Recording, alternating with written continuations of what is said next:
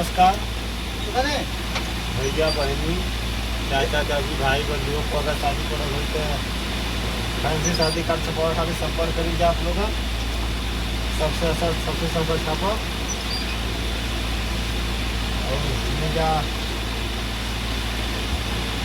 कारक संजोगों Facebook page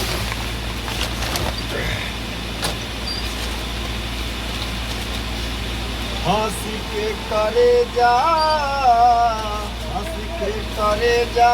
में संभाली यरवा हमरे भैया के साली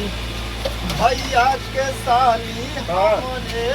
भैया के साली सानिया जय के लगे न जाली यरवा हमरे भैया के साली हंसी के करे जा में संभाली यरवा हमरे भैया के साली पिंटू महेश के लगे जाली यरवा हमरे भैया के साली जामावंत भैया से बतियाली